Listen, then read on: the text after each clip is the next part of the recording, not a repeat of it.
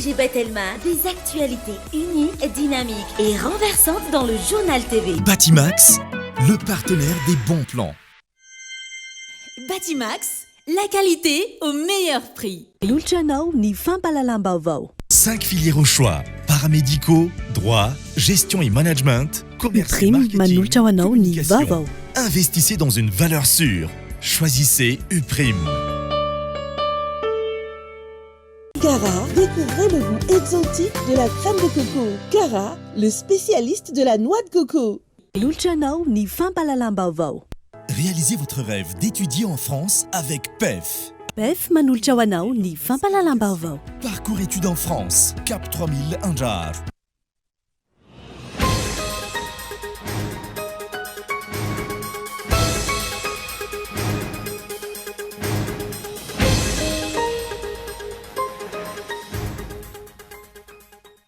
Coup d'état institutionnel nokajina manokana no nandraisan'ny prime ministre ny fitantanana ny firenena hoy ireo kandida ho filohan'ny pirenena folo izay nanao fanambarana iombonana andro any. Izy ireo izay manamafy ny tsy fahatokisany intsony ny mpikambana eo anivon'ny HCC izay ndray tsy kombakomba tamin'ny fanatanterahana ity fanonganana androm-panjakana ity. Fanonganana androm-panjakana no azo andikana tsotro zao ny ataony Andry Rajoelina noho ity fandikana lalam-pandroenana ho an'ny tombotsoa manokana ity ho ny mpikambana eo anivony antoko malagasy miaramiainga. Tsy azo ekena izany ary tokony hijoro ny ray aman-dreny ara-panasy ny mpitandro ho filamenana. Panitsakitsaka ny lalam-pandroenana ny fitsarana avy momba ny lalam-pandroenana hoy ny CSS sampana Antananarivo manoloana ny fanapahan-keviny momba ny fahafahan'ny filoha teo alohan'ny rotsaka Ovidiny. Mazava ny voalazan'ny lalàna sainginina dikaina hoy ny fanazavana. Tsy mbola niroso tamin'ny famaritana ireo biro-pifidianana isam-pokotany ny CENI araky ny fanadidinana tao. Tsy mbola tonga eny anivon'ny fokotany ihany koa ireo karatry ny mpifidy tranga izay manapirofo ny tsy fahavononan'ny CENI hiatrika ny fifidianana filoham-pirenena. Eo amin'ny maresaka iraisan'ny-pirenena, olona anarivo no namony ny vokatry ny tondra-dranomahery vaika tany Libia ny 10 septambra teo. Raha nitatitry ny Croix-Rouge avy any isan'ny tondra-dranomahery vaika indrindra ity tranga ity. Ary amin'izao fotoana izao mbola mahery ny iray alina ireo tsy hita popoka. Ny andindinireo arahinao afaka fotoana fohy.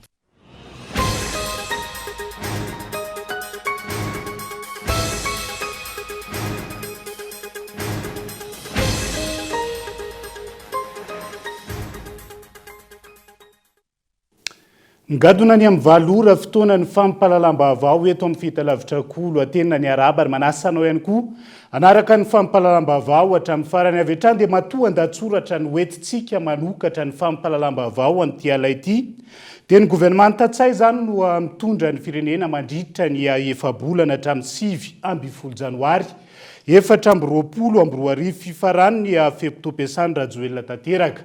Efa-bolana izay ambara fa ifatohan'ny firenena malagasy ao anatin'ny fifidianana tanteraka ny gouvernement Tatsay izay tokony hijanona fotsiny hampandehany raharaha andavanandro eto Madagasikara. Izany raha teo ny fanapahana izay navoaka ny fitsarana avo momba lalam-pandrenana adio sy anaraka izany tokoa ve ny gouvernement andao arahantsika ny matoa andatsoratra. Marobe ny andraikitry ny filoham-pirenena izay tsy ho azon'ny gouvernement ampiasaina. Miandry izay filoha vaovao lanim-bahoaka izany ny zavatra marobe ampiarina eto Madagasikara.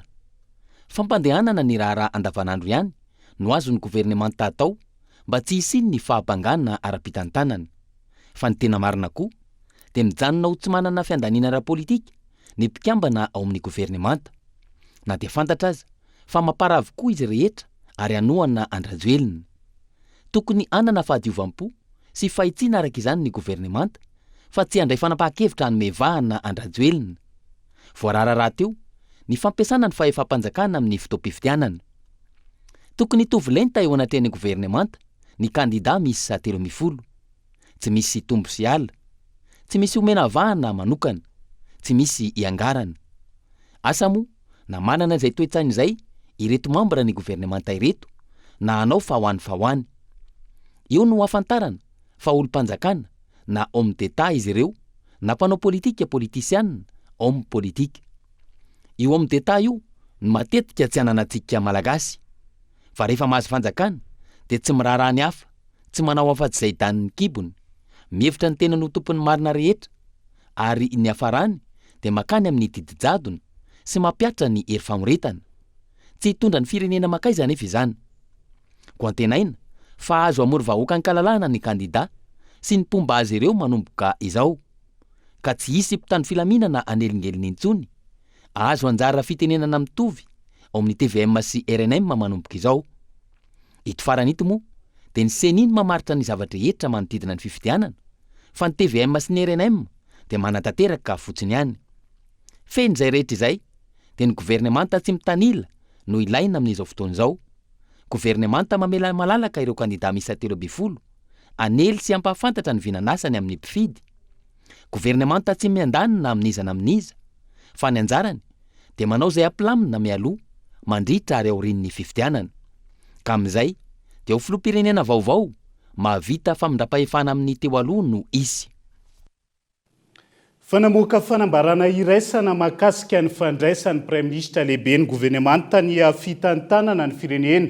Taorian'ny fametraha-pialana ny filohan'ny repoblika ihany koa ireo kandida ho filohan'ny pirenena miisa 10. Coup d'état institutionnel no kajiana manokana ametrahana ny Praiminisitra lehibe ny governemanta amin'ny toerany amin'izao fotoana izao. Ny zava-misy ho izy ireo ary tanjona no kendrena ny anodikodinana ny voka-pividianana ho an'ny tombontsoan'ity kandida. Izay tohanana izy ireo ity ireto kandida ireto izay nanamafy ny tsy fatokisany ireo mpikamba ny fitsarana avy momba lalam-pandrenana izay niraitsy kombakomba tamin'ny fanatanterahana ity fanonganana androm-panjakana ity.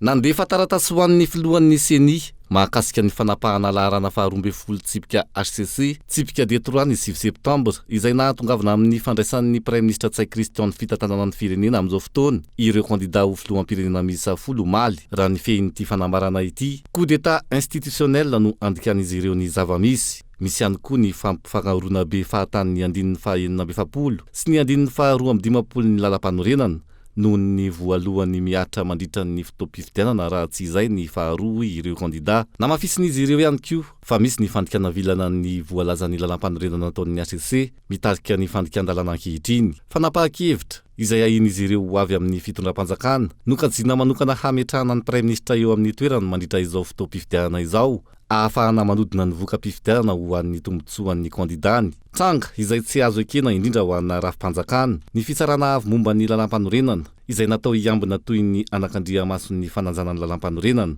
antony nanamafisan'ireo kandidany tsy fahatokisana intsony ireo mpikambany fitsarana avy momba ny lalam-panorenana. Ity fanambarana iombonana ity izay nosony avin'ny Marc Ravalomanana, André Raubelina, Rajon Armampianina, Jean-Jacques Ratsietson, Roland Ratsiraka sy teny Randriana Soloniaiko, Jean Brunel Razafy Tsiandraofa, ny solitenan'ny kandida Parena Auguste, Taina Razafinjoelona sy Adjandriana Enarvelo. Fanonganana androm-panjakana araka izany no azo andikana tsotra ny ataon'ny Rajoelina amin'izao fandikana ny lalam-panorenana ho an'ny tombotsoany manokan'izao. Hoy ny mpikambana teo anivo ny antoko malagasy miara-miainga tamin'ity androan'ity tsy azo ekena ny tranga toy izao ary tokony hijoro ireo ray aman-dreny ara-panasy ireo mpitandro ny filaminana raha toka tena tandroka ary ny vozona marina ao anatin'izay. Nelahy Ranesson. Ny fitondran'i Rajoelina no isan'ny fitondrana tsy manisy asina sy vitany ary manitsakitsaka ny tanteraka ny lalam-pandrenana ho an'ny tombotsoany manokana. Ireo olona napetraka anaja izany nanao fianianana fa anaja ny lalam-pandrenana ihany koa dia manampy azy hanososy izany. Tsy nijanona teo amin'ny tsy fahafenonika ny fepetra firotsahako fidiana fa nisy ihany koa ny tsy fanajana ireo dingana voalazan'ny lalàna raha toa ka mametra-pialana ny filoham-pirenena. Raha ny fanehoan-kevitra androany fanonganam-panjakana no antsona ny olona avoafidy ka hitantana ny firenena izany. Tonga indray tsika izao dia misy ny lalàna velona. Ny lalàna velona io lalàna misy izay tokony hampiarina. Dia baikona fotsiny izao ny fitsarana avy momba ny lalam-panorenana hoe ovay ny fandikanana io lalàna io nefa le lalàna misoratra mazava be na olona avy any ivelany ary milaza hoe tsy misy interprétation possible le izy fa mazava be le lalàna. Dia zay no mahatonga nanoratra hoe efa coup d'état zao, coup d'état fanondroana zao ataon'ny Rajoelina zao satria le androm-panjakana mihitsy, le fomba sy lalàna manorina ny fiarahamonina mihitsy ny dikadikaina sy tsy adjaina.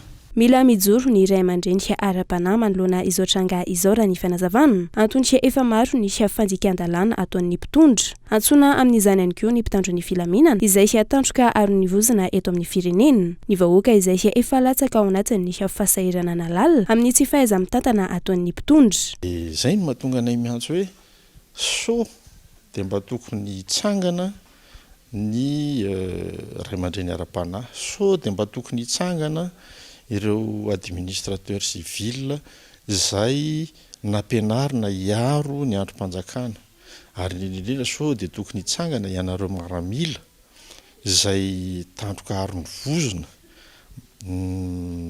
joro sy mitolo-tena hoe miaro ny androm-panjakana tsy afaky ny tsara hoe mimovy etratra amin'ny pression ve miaramila aza dimy fa miaramila tsy natao zay ma grande muette azy tsy natao anao commentaire politique izy fa manana adidy ry zareo hoe rehefa miopefy ny olon-tsotra ohatra antsika dia saziana, rehefa miopefy koa ny mpitondra fanjakana dia averina amin'ny toerany, zany hoe amin'ny lafiny roa zany matandroka aron'ny vozona azy fa tsy hoe natao ampiarina ho an'ny olom-pirenena tsotra fotsiny.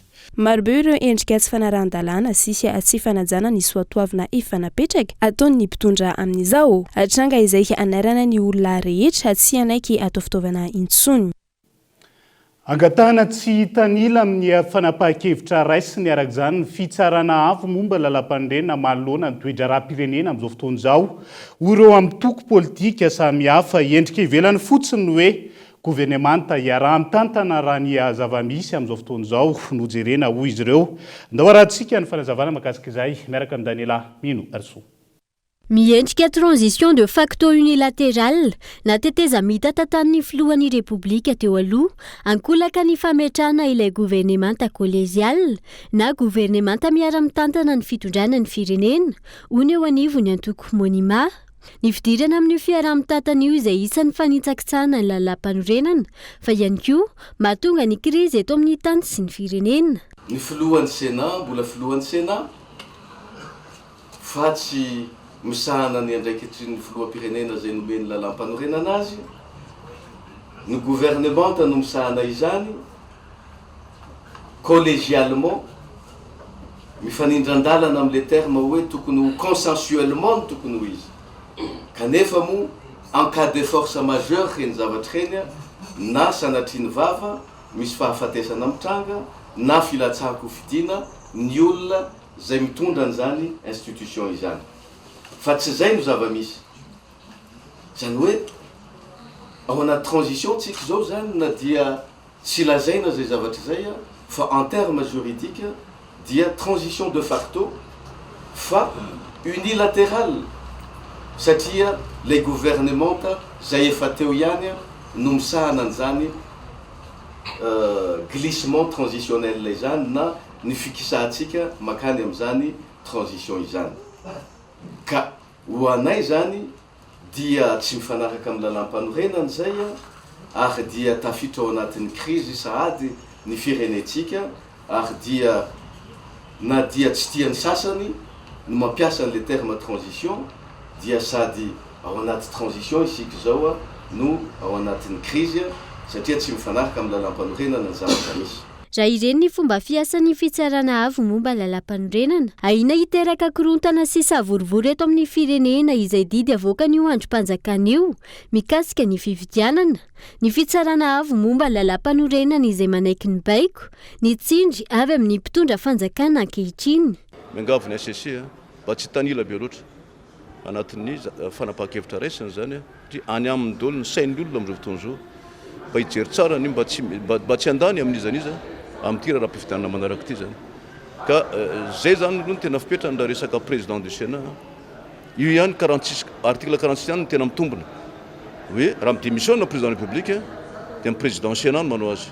Raha milatsaka président républicain ndray président Sénat dia zay vao gouvernement collégial no azy. Fa nararotiny ndray fisily hoe en cas d'empêchement de président du Sénat mametraka gouvernement collégial izy. Za dia misarika an'sain'ny SSC fa dia meo tsara ny définition zany empêchement na président du Sénat zany. fa tsy tenenina fotsiny constantin ataonareo ohatran'io zany mazava ny voalazany lalàna ka io voalazany lalàna io no tokony arahana hoy ireo fikambanana antoko sy mpanao politika ary olo-pirenena maro naneho ny heviny mikasika izany. Tranga tsy mbola nisy tamin'ny firenena maro manerana n'izao tontolo izao ity iainan'ny Madagasikara ankehitriny ity ka tokony hitadiavana vahaolana ao anaty fotoana fohy ialana amin'ny mety korotana sy disadisa teraka izany. Mpanitsakitsaka ny lalam-pandrenana ny fitsarana avo momba lalam-pandrenana ho ny CSS Antananarivo mahakasika ny fanapahan-kevitra momba ny fahafahan'ny filoha teo aloha mirotsaka ao anatin'izao fifidianana filoha amin'ny pirenena izao. Mazava ny voalazany lalàna Sainginiana Tikaina ho ny fanazavana. Magataka ireo mbola te hijoro iaro ny tany-tandalana eo anivon'ny fitsarana avo momba lalam-pandrenana ihany koa ny CSS Antananarivo ametra-pialana manoloana n'izao fanapahan-kevitra izao. Hilary Nasoniaina. Manameloko ny fanapahana navoaka ny fitsarana avo momba lalam-panorenana mahakasika ny fahafahan'ny filohan'ny Repoblika teo aloha Andry Rajoelina mirotsaka ho fidina amin'ny fifidianana filoham-pirenena indray ny CSS Antananarivo manoloana ny fizakan'ny zo-pirenena Frantsay. Tsy tokony andika sy anitsakitsaka ny lalam-panorenana andiny ny fa 7 sy ny didy tsy volana 12 ny mpikambana eo anivon'ny HCC ho ny fanambaran'ny CSS. Ny CSS dia miantso hatrany ny zana-bahoaka indrindra ny olom-pirenena izay matsiaro taina sy manampanahy mba hitandro mandrakariva ny fahamarinana ny tany tandalana ary tsika mahalala fa tsy misy ambony lalàna.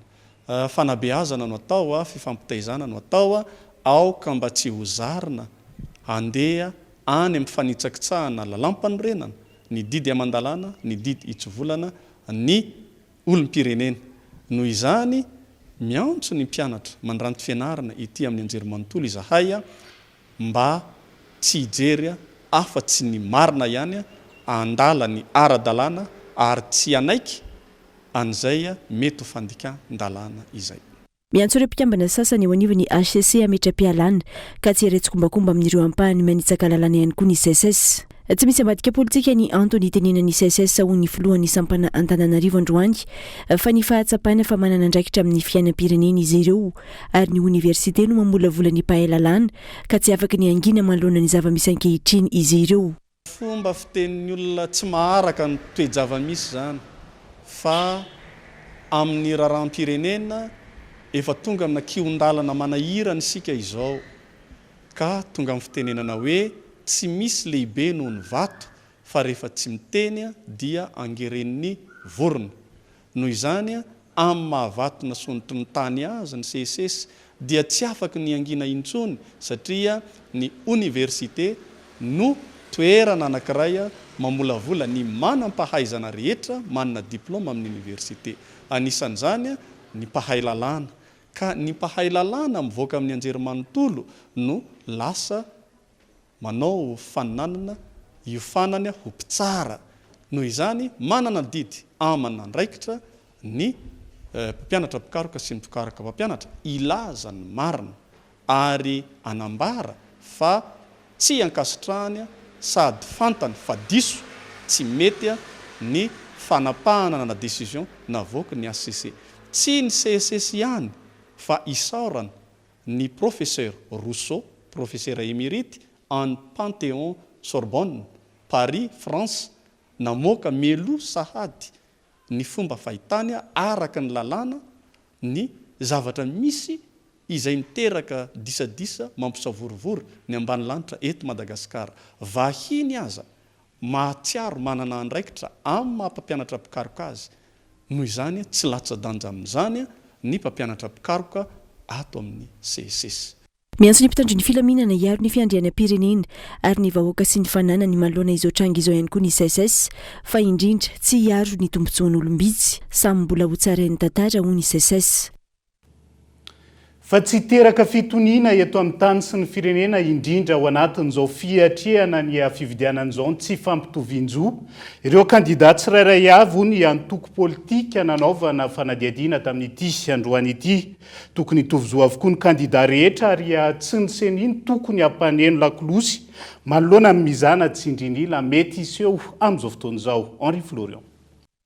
Vita iny ny fisarihany ny laharana entin'ireo kandida tsirairay avy ao anatin'ny bileta tokana ampiasaina mandritra ny fifidianana filoham-pirenena ao anatin'ny fiomankomanana amin'ny fionana mivantana amin'ireo mpanohana azy sy andresy lahatra ireo vahoaka hifidy azy avokoa ireo kandida amin'izao fotoana izao mialohany anomboa ny fampielezan-kevitra mbola miaina ao anatin'ireo karazana tsindry maro samihafa ny akamaroan'ny kandida amin'izao fotoana raha ny fanehoan-kevitra ireo Toniangy Durlin sekretera nasionaly ny antoko fiombonana androany tsy teraka fitoniana ara-politika ny tsy fampitoviana zoy ny kandida tsirairay avy raha ny fanazavany hitantsika fa misy ny kandida zay ataoko hoe mitaraina amin'ny resaka tsy toviana lenta zany na koa hoe tsy eo amin'ny même pied d'égalité amin'ity ataoko hoe fifidianana filoham-pirenena ty io dia tokony hojerena akaiky satria hitantsika fa misy ny sasany mahazo mampiditra hélicoptère misy ny sasany tsy mahazo mampiditra an'ilay hélicoptère misy ny sasany afaka mamory vahoaka ankalamanjana misy ny sasany tsy afaka mamory ataoko hoe pombazy amin'ny ankalamanjana eny fa na dia anaty efitrano ary dia voarara daholo zany dia ataoko hoe tsy hitondra apaisement mialohan'izao fifidianana izao ka mitodika amin'ny fitondram-panjakana mitodika indrindrandrindra amin'ny prime ministre lehibe ny gouvernementa izy am'izao moa zany efa lasa filoham-pirenena satria efa collégialité ny na hoe fiaraha-mitantana ny zavatra misy ao anatiny zany membre ny gouvernementa zany am'izao fotoana zao tsy hay hoe iza no isadresena mahakasika nyty famorim-bahoaka ty satria raha ohatra ka misy mizana tsindrinila le izy dia mino marimarina koa fa tena tsy hitondra apaisement zany ho an'ity firenena ity eo ihany koa ny ataoko hoe fidirany ireo entité na koa hoe institution antihatra zany toy ny CENI sy ny HCC mba hijery an'izany ataoko hoe fitoviana ataoko hoe lenta eo amin'io candidat zany satria azadino fa ianareo no voakasiky nyty fifidianana ty mivantana ka raha ohatra ka tsy mandray ny andraikitsy nareo koa nareo dia tokony andraikitra amin'ny zavatra iseho eto amin'ny firenena na mafisiny ihany koa fa tsy tokony atao fitaovana politika ireo mpiasam-panjakana amin'ity fifidianana indray mitoraka ity hoany ireo ataoko hoe vondron'olona na koa hoe fikambanana na ara-drazana io na ara-ponona dia afaka manohana olona nareo amin'ny tenanareo manokana fa tsy tokony ho ampiasaina indrindra ny mpiasa-panjakana dia tsy tokony ho ampiasaina ny ataoko hoe privilège na koa hoe tombotsoa manokany hanohanana candidat anankiray noho ny fahatahorana indraindray mety matahotra le mpiasa-panjakana dia voatery zany izy tsy maintsy manohana an'lay olona zay ataoko hoe mpitondra zay président sortant moa zany aleo tonga de tsonona le resaka ka zay zavatra zay mila tandremana ihany koa satria azadino fa ireo candidat sasandreo dia manara-maso akaiky ny fizotra ny ty fifidianana ty indrindra ny fitsabahany ireo olona zay tsy tokony hitsabaka indrindra zany ataoko hoe reo chef Cisco reo chef Japy sy ny ataoko hoe mpiasa eo anivony administration publique rehetrarehetra atao fitaovana zany dia tsy azo ekena isan'ny fangatan'ireo candidat raha tsy aivana ny fahafahana mamory vahoaka ankalamanjana ka hanafoanana le note noraisy ny ministry ny atitany sy ny fitsinjaram-pahefana izay mandrara ny famorim-bahoaka ankalamanjana ankoatra ny fanazavana entin'ny candidat ny foto-kevitra ijorony isan'ny tanjony antoko ihany koa amin'ny fionana mivantana amin'ny vahoaka ny fanentanana ny olom-pirenena andeha hifidy amin'ny andro ny fifidianana ny 7 novambra ho avy izao ny fiodinana voalohany manoloana ny fivoaran'ny toedra raha-pirenena amin'izao fotoana hangatahana anao ny asany araky ny tokony ho izy ny ampitandro ny filaminana hony teo anivo ny antoko GFFM ireto farany izay nilaza fa fotoana ihany koa zao andraisana ny hevitra ireo fiangonana zandriny izay manomboka miamaro amin'izao fotoana izao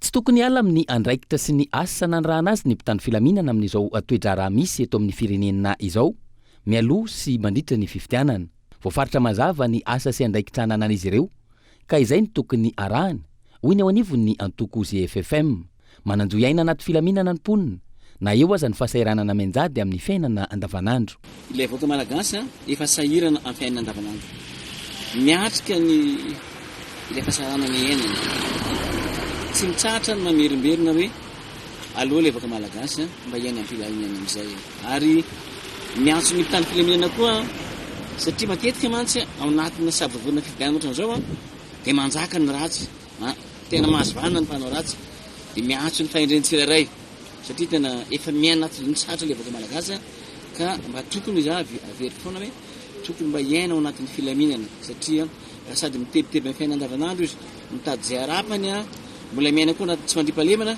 za mba ataoko hoe tena hasarana tsy saotra zany ka akinona fahendretsika tsirairay le izy zay no avokantso avy hoe aoko tsika hotony aoko tsika ametraka ny fahendrena indrindra fa le fakatiavana ilay fiavahana malagasy.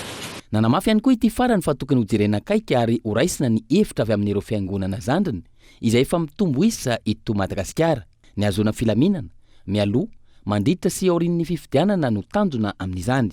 Tsara zany mba mpinisylamo zay rahalatsika ny fiangonana zandra zay everiko fa manana andraikitra vavana sy hevitra amin'ny fampandroana ny firenena. Azo adino fa tsy hoe kosa natria tsy mety ny nataony fifidianana diso zany fa manatevina no ataontsika manatsara hoe sao dia izay koa no ampiravina zao savorovora misy eto amin'ny firenena zao. Avery tsara fa maro anisa koa ne ireo fiangonana zandriny ireo na ny mpinisilama ka zay be ny basy zay everiko efa ny fandravonana amin'izay ngamba no tokony everina ary atsipany amin'ny tokony andraikitra zay mety tokony afaka manao azy. Hatreto aloha efa maro ny olona na fikambanana na natoko politika sy ny maro hafa manao antsoavo amin'ny mpitany filaminana ka hanao ny asany araka ny tokony ho izy. Ny fiarovana ny vahoaka sy ny fananana no iraka ampanaovina azy ireo fa tsy fiarovana olon-tokana na antokony olona ka ny fiarahamonina miaina anaty korontana sy tebiteby. Tsy tokony hitanela ihany koa ny mpitany filaminana ka ho lasa fitaovana ampelatanan'olombitsy. Lafomba vao hafa isan'ireo firenena ratsy lalana indrindra maneran-tany Madagasikara araka ny fanadiadiana izay nataony banky iraisam-pirenena. Tsy ampy no sady ratsy ny lalana ka malagasy mahery ny 7 tapitrisa no tsy afaka mifandray. Araka ny tokony ho izy raha ny fanadiadiana hatrany raha ireo fampanantenaina natao ankilany tokony efa tsy misy commune na distrika itokamona intsony eto amintsika ireo mpitatitra izay nanaovana fanadiadiana tamin'ity androan'ity honina saina. Olona 17 tapitrisa monina any amin'ny tontolo ambanivohitra no tsy afaka mifandray eto Madagasikara noho ny tsy fisiana na ny faratsiany lalana. 24 ny indice d'accessibilité rurale ho an'i Madagasikara izay mametraka azy ho isan'ireo firenena ratsy sy saro-dalana indrindra maneran-tany araka ny fanadiadiana nataon'ny banky iraisam-pirenena. Ratsy ary vitsy ny lalana mampifandray ny samy commune any amin'ny tontolo ambanivohitra. Maro ireo commune mitokamonina vokatra izay lalana izay ary na ireo commune tsy lavitry ny renivohitra azy manana olana vokatry ny faratsiany lalana. Mbola mila fanamboarana be dia be. Le mbola tsy tafavoaka rehefa avy ny orana. Indrindra fa ny boriky zany dia ny vokatra mangazo katsaka izay makany an-talata maty fa eny ny tsena ny tatsaha. Tsy tafavoaka rehefa avy ny orana. Amin'ny maintany izy azo efiana ihany. Fa amin'ny période ny fahavaratra izany dia tonga dia mijanona eo. Ao anatin'ny fotoam-pahavaratra zany dia miato tanteraka mijery zavatra hafa ny olona ho fivelomana na dia le olona mivelona amin'ny hoe boriky fotsiny ary dia tsy maintsy mifindra zavatra hafa izy satria tsy tafavoaka le boriky miantona tsy tafavoaka ny lalana dia miitsoka zany ny fivelomana araka izany. Tao amin'ny région zay nandefa demande tany fa mbola tsy mivaly aloha hatreto. Mahakasika an'ilay lalana nangatahana dia miala ery amin'ilay lalambe malalaka ery Ambotrimanjaka dia makaty aminay. Vinan'ny président Andry Rajoelina ny hoe anatanterahana sy jerevana an'iny fa dia mbola miandry aloha hoe roviana zany miatomboka. Ho an'ny commune Iarnarivo ampahany vitsy amin'ireo 20 kilometatra eo ambany fahefan'ny fiadian'ny tanàna ihany no nisy nanamboatra ary ny ambiny ratsy avokoa hoy ny ben'ny tanàna. Ho an'ny commune Ambohidratrimo izay tsy ampy 20 kilometatra miala an'Antananarivo fokontany maro no tsy misy lalana tonga ny fiara tsy fisiany lalana izay sakana ho an'ny fampandrosoana. Tena saro-dalana satria commune Ambohidratrimo ny akamaroan'ny toerana eto dia ambanivolo dia mbola tena misy saro-dalana amin'ny fokontany sasany misy kosa tena saro-dalana fa efa nazahoana fanamboarana tamin'ny alalan'ny tetikasa lalakely. Misy kosa nefa ny fokontany tena mitokana mihitsiny dia ireny fokontany mitokana ireny valam-pariny no epitany de reny tsy maintsy atao ny commune miezaka mandray atanana amin'ny fanamboaran'ireny valam-pary reny a ho lasa azo andehanana amina moto na amina bisikileta rehefa mandeha misy an'izany eto Ambohidratrimo a reny olona amin'ny commune manodidina ireny na no tena trapasairana na fampiasana ny lalana eto Ambohidratrimo satria matetika lavitra izy ireny de ao anatin'le fahavaratra malama be le arabe a de tena sahirana zareo tsy nivokatra ihany no taterina eto fa reny vohatra ny district de ny commune 420 tanatin'ny district Ambohidratrimo mampiasa ny lalana eto Ambohidratrimo avokoa misy an'le lalana amin'ny Atohibe sy Ambovo a zay efa nekena fa ho atao ary efa tafiditra ao anatin'ny atao de raha mba mangataka ny mba fitaina mialohan'ny fahavaratra satria raha vohiditra fahavaratra de tena sarotra ireo lalan'ireo a nefa kosa mampifandray commune maromaro raha izay no fijaliana ho andreo commune tsy lavitra andrenivohitra mampaneno lakolosy ireo mpitatitra mampifandray Antananarivo amin'ireo faritra manodidina hijery akaiky ireo lalana de ny mbola izao maintany izao rehefa fahavaratra hita hoe sady ratsy ny tena mampijaly zao izy zao mandany adiny 3 sasany adiny 3 ao fahavaratra izy mety mihinana adiny varona azy ka parivony andro mihitsy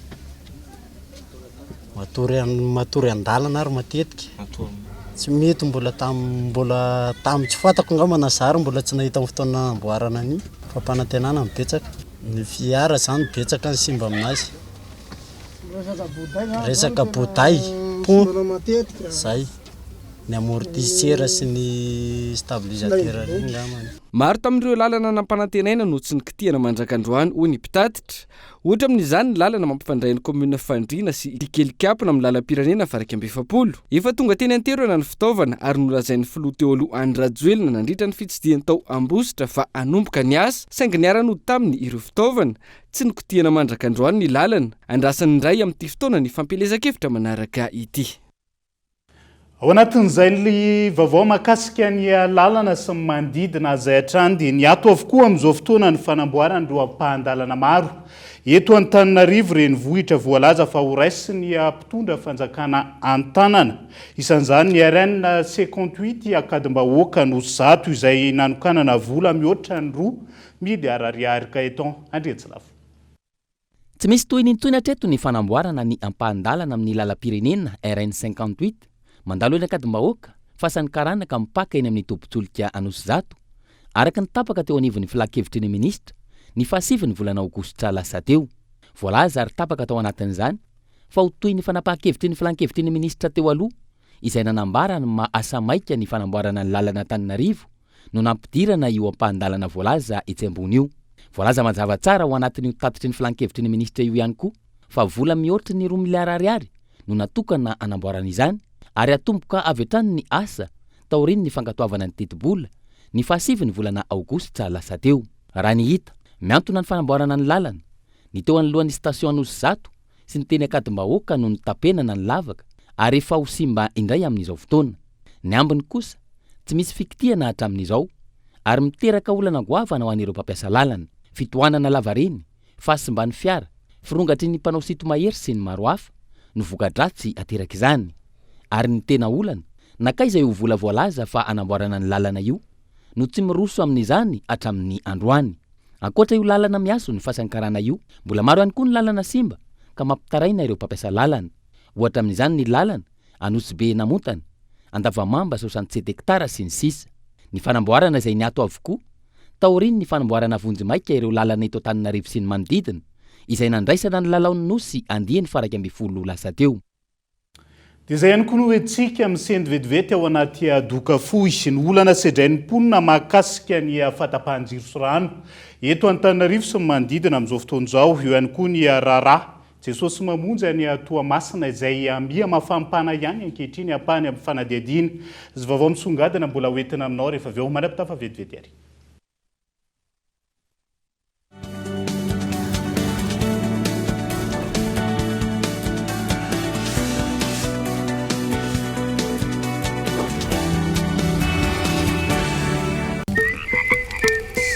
maizina be izany Marco boum mangina be izany Marco boum resaka ataoko aminao monsieur le commissaire lobaty hein resaka inona fa nga tena hoe tsisy mozika mihitsy ba ina zany hoe boum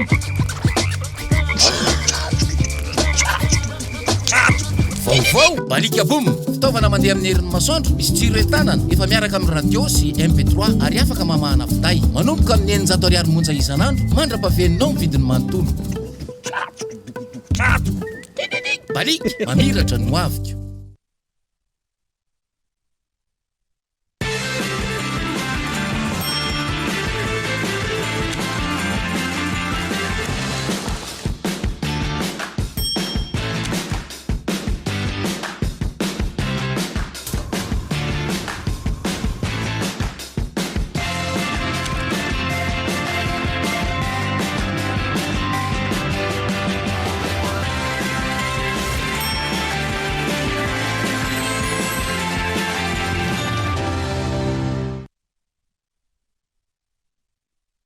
Université PEF, parcours études et formations. 3 filières au choix. Informatique, 2 options. Développement d'applications et web, réseau et base de données. Droit, diplomatie et relations internationales. Management et administration des affaires pour obtenir les diplômes de licence et master suivant le système LMD. Admission sur sélection de dossiers et entretien. Inscription ouverte au Cap 3000 Andjar. Contact 038 45 085 85 020 85 085 85. En choisissant l'université PEF, vous misez sur le changement, l'innovation et l'excellence. Université PEF, l'excellence à portée de main.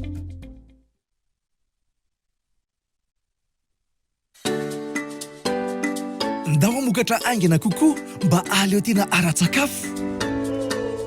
Ampiasao ny motoculteur manana tanjaka ilainao sady mora kojakotsaina. Ampiarao amin'ny remorque mahazaka hatramin'ny 2.5 tonnes.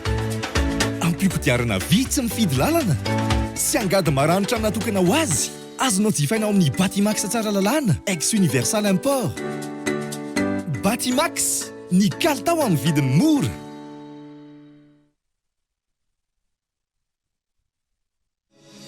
Telma est fière d'accompagner l'UPRIM dans l'accomplissement d'une mission commune pour que chaque étudiant malagasy compte. Baobab Banque Madagascar et l'université UPRIM forment un partenariat solide depuis 9 ans. Ensemble, libérons le potentiel de l'UPRIM. Tananamano Madagascar et UPRIM, main dans la main pour l'éducation de nos jeunes paramédicaux à Madagascar. Ensemble, rallumons la flamme de l'éducation à Madagascar. UPRIM a été l'un des pionniers du système éducatif à avoir été convaincu de la solution MVOOL. Nous nous engageons à maintenir cette collaboration fructueuse et à façonner ensemble un avenir éducatif brillant et sans limite. Vous aussi, décidez d'avancer aux côtés des grands. Rejoignez UPRIM. 5 filières au choix. Paramédicaux, droit, gestion et management, commerce et marketing, communication. Investissez dans une valeur sûre. Choisissez UPRIM.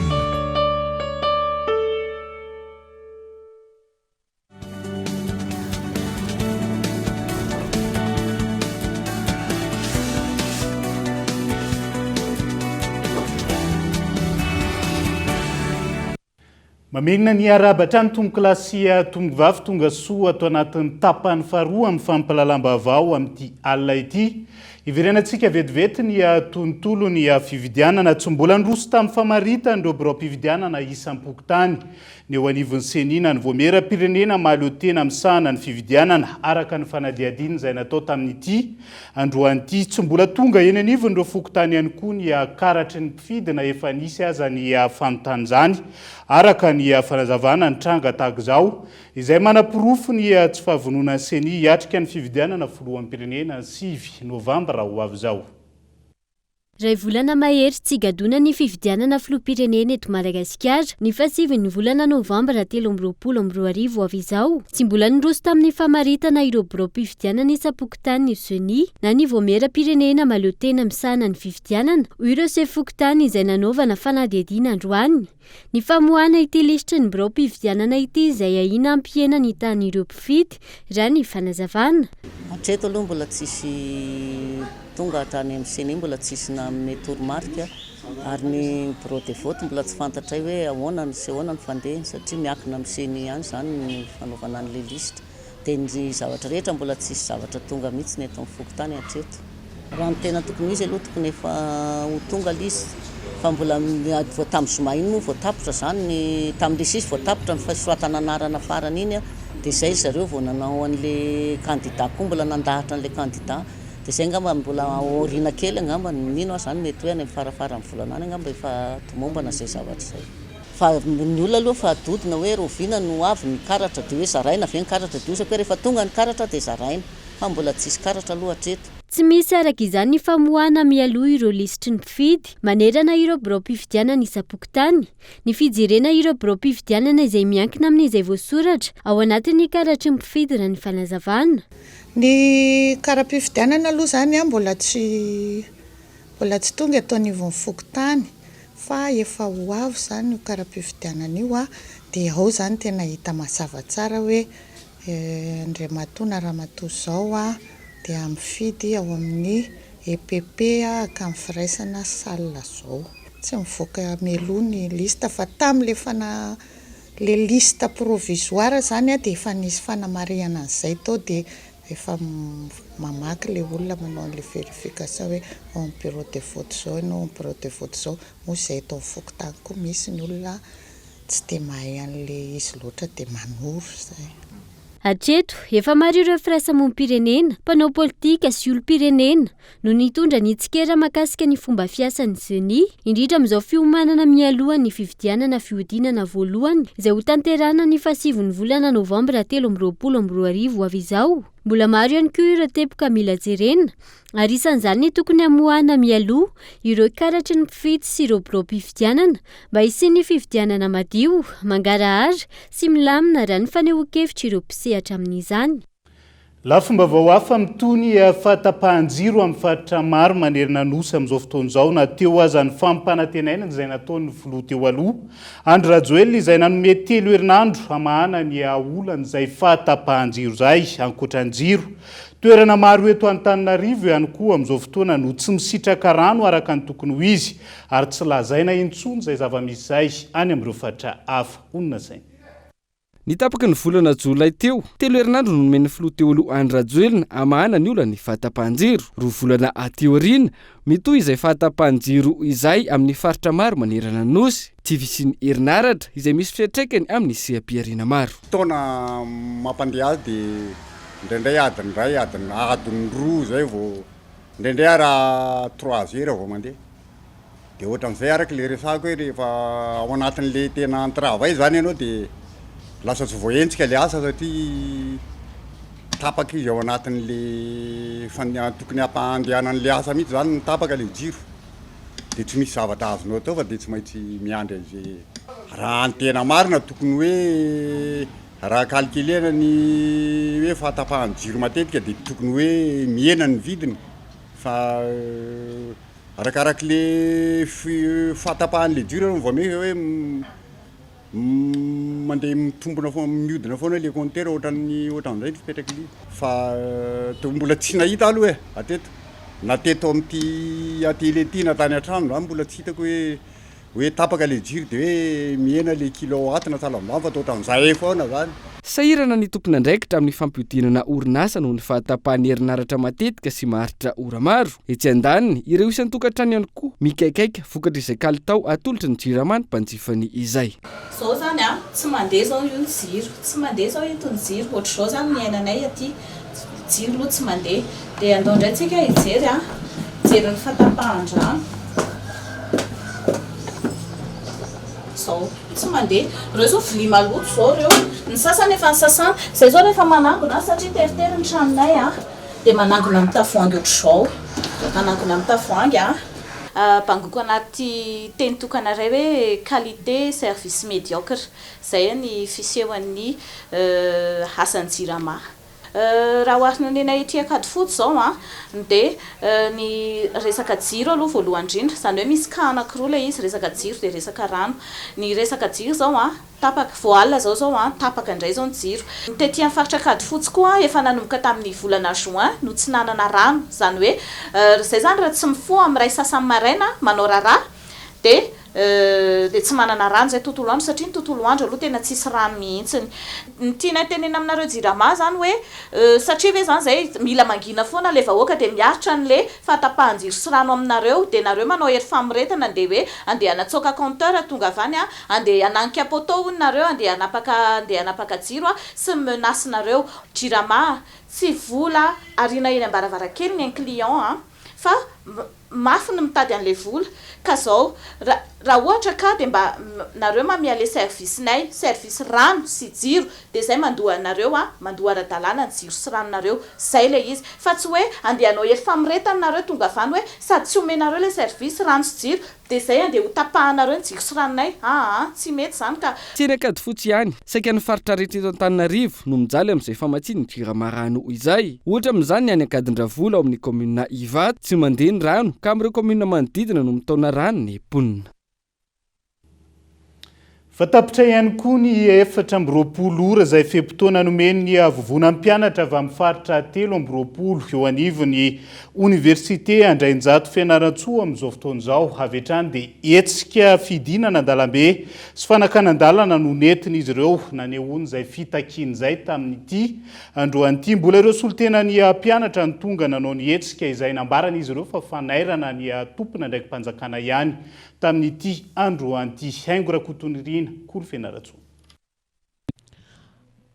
Tsy ny andrela fa avy hatrany dia fanakanan-dalana sy fidinana an-dalambe no hetsika nataon'ireto mpianatra izay nanao fanambarana omaly raha nanome 4 ora ny fitondram-panjakana ny hamalina ny etaetan'izy ireo makasika ireo fangatana izay nataony. Nisy arak'izany ny sakoroka teny an-toerana satria dia tonga teny ihany koa ireo mpitandro ny filaminana izay saika anakana izao hetsika izao. Zava-misy eto amin'ny université aloha zany amin'izao fotoan'izao hitanareo manerana ny nosy tsy rarahina ny université mpanjakana. Ahoana moa le tsy rarahina? Reny mpampianatra reny mitondra tozo mihitsy mandeha grève tsy asan'ny fanjakana saina. Eo ny olona ny PAT misy indrindra moa fa ny olona ny mpianatra izay mbola tsy voavahatra amin'izao. Inona moa ny antony nijorona eto androany? Filohan'ny mpianatra zahay reto androany no niezaka nijoro teto mitondra ny marary ny mpianatra hanaitra ny lery ambony satria fa zadratsy ty firenentsika ty. Zavatra telo lehibe no takinay teto. Ny voalohany ny mba hanajana ary hamahana an'ireo olona misy rehetrarehetra eto amin'ny université mba hiverenan'ny fampianarana satria mijaly le mpianatra eto amin'ny université ny Fianaratsoa sy manerana ny université de Madagasikara. Faharoa misy fampanantenana betsaka natao teto hanamafy an'izay natandihana eto omeo le izy ary fatelo farany hajao verina foana hajao ny franchise universitaire naiza tany leha tokony hajaina le franchise universitaire. Ny mpianatra tsy adala kory ka andeha hamotika fiainam-bahoaka fa kosa maneho ny marary anazy izy raha ohatra ka zay ny tsy maintsy ataony. Ny mampalahelo anefa dia misy ny mpitondra misy ny miezaka foana tsy mba mety miara-miasa nefa misy zanaky zareo ne betsaka ao malaza neto hoe endry tena endry neto arety tsy mba manaonao fahatany zany fa saingy kosa misy fetrany ny zavatra rehetra. Ny angatahanay zany tapitra ny 24 heures izay ny mahatonga anay teto androany anaitra fandroany ana eo ka 7 ora zany no mena ny fitondram-panjakana zao hoe vahao ny olona ny université fa mijaly ny zana-bahoaka misy sasany efa tsisy hoanina nefa tsy maintsy miandry le examen ny fianarana mikatso matoky ny fitondram-panjakana ataovy priorité ny fampianarana ambony.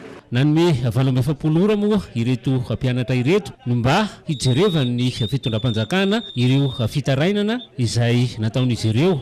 Toa matsiaro mitenenay nefitra tokoa ireto mpianatra ireto raha manao izao antso izao ka izay ny antony nanaovana izao hetsika fanairana izao. Somary amafy tokoa ity hetsika ity raha toka tapitra ny 7 ora nefa mbola tsy miroso ao anatin'ny vahaolana ihany ny fitondram-panjakana. Tsy ekenay intsony zany le hoe isa-taona zao dia misy grève kely dia mandama kely dia grève kely fa ataontsika ohatra zany ministère ny any amin'ny maine maninona tonga dia mistable ny année scolaire fa ny université raha ohatra ny lasa calendrier mihitsy le izy isaky metsika dia grève dia tsy ekenay tsoloha zany zay fa zay mila fifampiresahana maritra izay zay zany no tadiavinay manarakarak'izay zay zany aza mpanantenana pokaty fa misy prime nalefa taminay aty mpianatra no mitaky aiza aiza prime nampanantenana filoha teo aloha io hatramin'izao izy mbola ilatsaka izy amin'izao dia aiza aiza prime nampanantenana io tsy hoe saribakolo kely zany le olona na le mpianatra fa makino mifantatra makasika zay prime zay na cité universitaire mangataka izahay mba hoe ahoana nefahana amin'ny réglé zay réclamation ndreo mpianatra zandrindreo efa réclamation efa impiry tsy mivoaka nefa milaza efahany le izy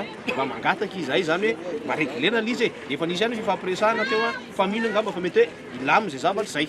Mandrasantsika eo zany no mety ho toy ny ity raharaha ity. tsy mbola misy ny rafitra sy mipaikady matotra mifanaraka amin'ny fampianarana eto Madagasikara amin'izao fotoana izao. Antony mampitotongana hatrany ny tontolon'ny fampianarana eto amintsika hatreto. Isan'ireo tokony hojerena ihany koa ohatra isan-taona ny fiaton'ny fampianarana noho ny fisian'ny loza voajanahary fitiany kolona. Ampolony isan-taona farafahakeliny ireo foto-drafitra samy mpampianarana simba eto Madagasikara no ny fandalovany rivo-doza samihafa mandritra ny vampitoana ny fahavaratra. Dia amin'ity taon'ity ohatra mihoatra ny 70 ireo fianarana simba araka ny tatitra ny teo anivon'ny BNGRC nandritra ny fandalovany rivo-doza Fridi faraniny. Tsy mbola misy hatramin'ny androany ny paikady ahafana miatrika izany loza voajanahary izany izay saikana amin'ny fampianarana eto amin'itsika hoy ireo teknisianina. Ny raha malala tokoa fa Madagasikara dia nosy ary lalovan'ny cyclone matetitetika isika na rivo-doza. Raha tamin'ity taona ity zao dia tena anisan'ny tena nahiry vaika ny cyclone nandalo teto. Nisy anankiray moa dia tena tamana teto na hatra eo amin'ny ray volana eo lasa dia miverina lasa dia miverina. Dia anisan'ny hoaserintsika zany ny atotanisa manodidina ny résilience ny systèmetsika zany système éducatif miohatra amin'ireo choc climatique moa zany. Ankilany tsy mbola mazava ihany koa ny lalàna mifeny fanabeazana eto an-toerana. Ny lalàna laharana 2.2 tsipika 8.20 antsoina hoe LOSEM na ny loi d'orientation sectorielle de l'éducation à Madagascar no mame izany fanabeazana izany nanomboka tamin'ity taona ity. Tsy mbola miatra izany ankehitriny izay misy akony amin'ny fizotry ny fampianarana manerana ny nosy. Hoe tokony ho avoaka amina cadre réglementaire na lalàna mihitsy izany fenitra zany fa ny antsika ankehitriny indraindray ho avy zao ny fampielezan-kevitra. Mety ho avy indray ny députation atsoatsy dia matetika zany tonga dia miteny fotsiny ohatra re mpampielevitra hoe asiana lycée eto dia mijoro tokoa ilay lycée nefa tokony manaraka fenitra satria isika dia tany-tandalàna dia tokony mba miainga ao anatina lalàna na diditsolana daholo ny zavatra ho atao fa dia isika zany zao misy décret maromaro tokony ho ajoro mihoatra amin'io lalàna io zany dia eo ampandinihana hoe ahoana sy ahoana no atao izany tena maika be tokony ho atsangana malaky amin'ity taona ity. Raha ny tena maika any zany zao dia momba n'le misy le hoe conseil national consultatif de l'éducation tokony mijoro satria io zany ombana ny 3 ministères misehatra amin'ny éducation.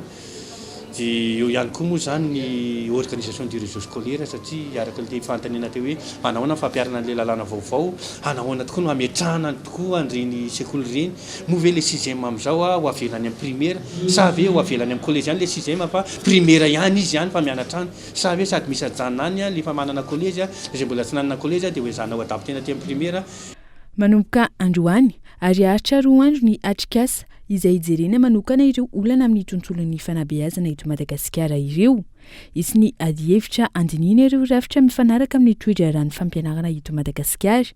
Isan'ny teboka lahara-pamena ihany koa ankoatra ireo olana amin'ny foto-drafitrasa ny antony tsy hidirana ireo zaza an-tsekoly sy ny fiarovana azy ireo. Iazakazaka ny toamasina vetivetsika ao anatin'ity vaovao manaraka ity. Mihamafana ny toe-draharaha ao amin'ny fiangonana Jesosy Mamonjy ao Tanambao 5 taoria ny fampafantarana ny birao-piangonana. Ny fisian'ny taratasy fanendrena pastera vaovao isolo ny any an-toerana amin'izao fotoana izao avy amin'ny Fohibe Ankorondrano. Ireo mpino any an-toerana izay namafy fa vonona ny hanohitra hatramin'ny farany izay fanapahan-kevitra izay na isy aza ny raha mandrika any an-toerana. Erenora Zafimanana Kolo Toamasina. Voamary ny tompona andraikitry ny fiangonana Jesosy Mamonjy ao Tanambao 5 fa efa nampahafantarana ny lehibe ny fokotany ao amin'ny parcelle 1391 ny taratasy fanendrena pastera vaovao no tendreny conseil d'administration miainga avy ao Ankorondrano tamin'ity volana ity. Isolo toerana ny pastera amperinasa ankehitriny. Tsy manaiky izany anefa ireo birao mandrafitra ny fiangonana no ny toe-draharaha mbola tsy milamina. Izahay mpino rehetra eto amin'ny fiangonana Jesosy Mamonjy aty amin'ny faritra Tsinanana dia magnano zao fanambarana izao noho ny CA sy ny BCP zay rafitra misy eto amin'ny fiangonana Jesosy Mamonjy zay tsy ara-dalàna dia mitsipaka marindrano ny fanapahan-kevitra izay tsy ny fampiarana na non collégial na unilatéral momba ny famindran-toerana ny mpanompon'Andriamanitra rehetra indrindra fa ny eto amin'ny Fohibe-mparitra Tsinanana izay mikiry biby sy anao amboletra ny anatanteraka izany famindran-toerana tsy ara-dalàna izany dia tompona andraikitra tanteraka izy ny amin'ny fikorontanana izay ateraka izany. Aza ampidirina amin'ny raharahany famondran-toeran'ny pasteur ny fanjakagna. Ny raharahany tokantrano Jesosy mamonjy dia madidio arak'izany. Marina etoana fa tsy misy mandany famondran-toerana. Fa noho ny rafitra tsy ara-dalàna izay voalaza etsy ambony dia tsy azo atao mihitsy ny mandray fanapahan-kevitra lehibe toy izany. Amafisina etoana fa io famondran-toerana io indrindra no miteraka fikorontanana sy ny fanakatonana ny fiangonana izay nanaovana izany. Ny ray fo tamin'ny bro-am-piangonana ny mpino ary nafana ny fanehoan-kevitra taoren'ny firavahany fotoam-pivavahana ny andro ny alady lasa teo. Fotoana izay nampahafantarina ny mpino ny fisian'io taratasy milaza fanendrena pastera vaovao io. Manameloka ny amboletra izay kasaina atao ireo mpino ary manondro sady ny pastera voatendry vaovao sy ny mpanendry azy ho tomponantoka amin'izay mety iseho raha tsy misy ny fiamorana amin'ny fanapahan-kevitra.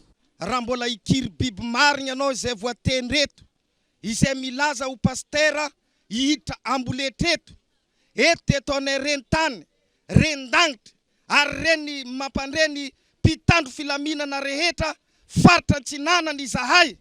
Fa io pastera izay ikiry biby hihitra amboletra ampikirontana ny fiangonana Jesosy mamonjy eto Antanambaosaika dia tomponantoka tanteraka izy amin'ny zavatra rehetra izay iseho eto an-tampony tanànany Tamatavy. Zay aloha dia miala signy fa tsy mankahala ny mpanompon'Andriamanitra zay ho avy akeo. Fa raha aman-dreniny kosa alanankeriny eto sy namangotefakany sy nandakany eto amin'ny toerany ity dia miala signy amin'ny anaran'i Jesosy miangavy na sy Andriamanitra nametraka ananjy mangala ananjy eto dia tsy miala keto izy fa miazona ananjy na dia ho isy raha mandrika aza eto. Matoa izay miteny an'izany tsy te tompona andraikitra amin'ny zavatra rehetra mitrangeto. Faharoa, zay tsy mila jamba hitantana jamba fa zavatra ilainay mila olo itoerany fanan'Andriamanitra hitondrany eto ary tsy atao amboletra re tompoko fakana fiangonana eto ary amplisin'izany tsy forsena fakanan'io amin'ny toetra mbola tsy milamina dia efa tianjare atao amboletra sahady alaigna ankerin' fiangonana ho akaton'le fiangonana tsy re tompoko. Ny antony mahatonga an'izy io anefa dia le rafitra tsy ara-dalàna mijoro amin'ny fiangonana Jesosy mamonjy zay tsy eken'ny mpikambana rehetra eran'ny Madagasikara izy io ka ny fanapahan-kevitra rehetra zay raisiny dia mitondra savorivory io ka na ny CA zany na ny BCP dia samy mbola tsy eken'ny rehetra satria ny raha nanaalala itam-pirenena ny anomalie na ny tsy fitomombanana tamin'ny fanatanterahana ny fifidianana CA. Ny BCP raha teo moa io ny fototra napikatona na koron-drano satria tamin'ny tsanganany voalohany nahatonga korotana savorivory tao koron-drano. Noho izany ireo rafitra anankiroa mbola tsy ara-dalàna tsy eken'ny be sy ny maro ireo no mahatonga n'izao korotana eran'ny Madagasikara izao. Ka raha tiana ilamina Jesosy mamonjy miangavy anareo mpitandro filaminana izahay mba tsy ny fanakatonana fiangonana no atao satria ny fiangonana dia miara-miasa aminareo amin'ny fanambabona ny fon'ny olon-dratsy ho tonga olona tsara. Miena ny jiolahy rehefa voavonjy izy, mibebaka izy mandray an'i Jesosy dia miena ny jiolahy. Noho izany raha akatona ny fiangonana mitombo ny jiolahy. Arak'izany ahina ny mety isiny ny fifandonana mahery vaika eo amin'ny rotonta raha tsy voafehy mialohan'ny fotoana ny disadisa. Mitoy kosa ny andromaso ataon'ireo mpino izay mifandray akaiky amin'ny tompona ndraiky mpanjakana ty an-toerana miaraka amin'ireo mpitandro ny filaminana. Mbola ho tantara lavabe araka izany ny raharaha Jesosy mamonjy ho hitantsika eo ihany ny fivoaran'izay ary ho tantenina miandalana ato anatin'ny fampahalalam-baovao hatrany.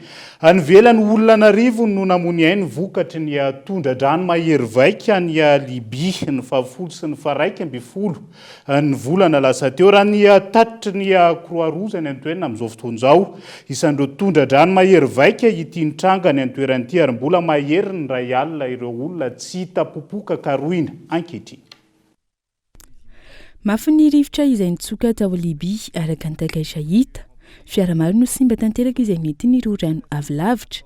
Potika tanteraka ihany koa izay nolalovany tsy rivo-doza Daniela ity nanomboka any amin'ny faritra Antsinanan'i Liby, indrindra ny ao amin'ny tanànan'i Derna izay ahitana trabona maro. Nahatratratra any amin'ny 3 metatra ny avon'ireo rano tao amin'ity tanànan'i Derna ity vokany maro ireo toadrano izay potika tanteraka raha nitatitry ny tompona ndraikitra any an-toerana mahatratra 2,000 ireo olona namony aina aoderna hatrany mahatratratra ny amin'ny 4,000 kosa ireo tsy hita popoka nandritra ny loza miara-misalahy amin'ny fanavotana ireo trabona amin'izao fotoana ireo mpamonjy sy ireo mpitandro ny filaminana any an-toerana mbola anjaton'ireo mponina no very any amin'ireo toerana lavitry ny renivohitra tsy ahivana nanomboka ny sabotsy alina lasa teo no nanimba zavatra maro tany an-toerana ny rivodoza ity mandritra ny 3 andro ny fisaonana nasionaly ho an'ny fanjakana any an-toerana. Dia izay ihany koa no hoentsika manakatona ny fampalalam-baovao amin'ity ala ity ankasitrahany ianao nanaraka izany hatramin'ny farany mandra-pitafa ho amin'ny raha-pitondray ary tomboky lasy tombo vavelo batoko.